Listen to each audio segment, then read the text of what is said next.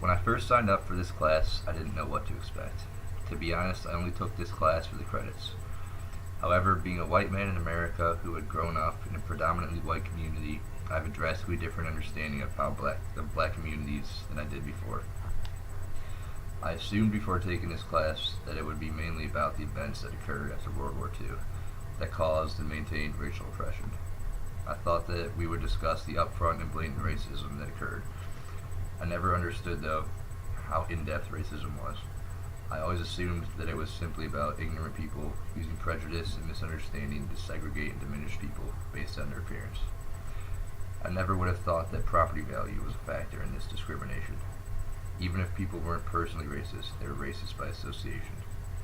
If 9 out of 10 people don't want a black person living in their community, that non-racist 10th person will still refuse admittance solely because of property value. Another part of this class that I found very interesting was the first week's reading, How Racism Takes Place.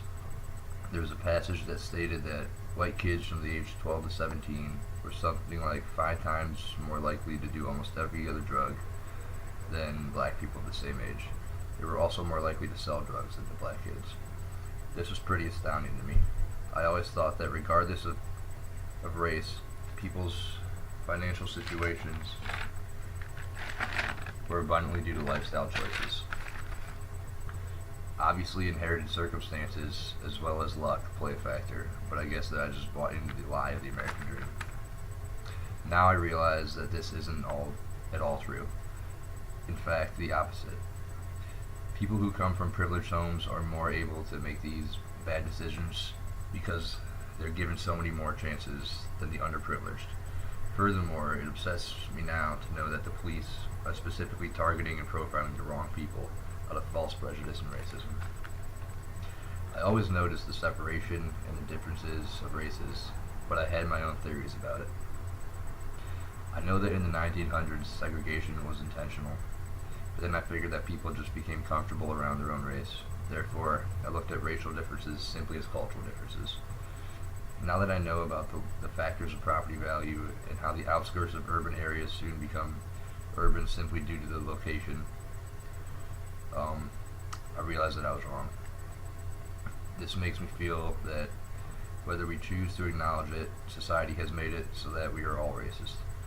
For instance, whether you believe you're racist or not, when you see somebody of a different race, you acknowledge that they are. This subconscious racism is portrayed through the expansion of urban areas. The fact that black people migrating to white communities causes the white people, as well as the local government, to abandon the communities is a perfect yet disgusting image of American society. This class was very beneficial to me. Coming from the background that I did, I was initially ignorant to the truth about racism. I thought I had a pretty solid understanding of today's racism in America.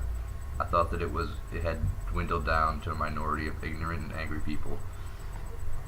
However, because of this class, I see it everywhere.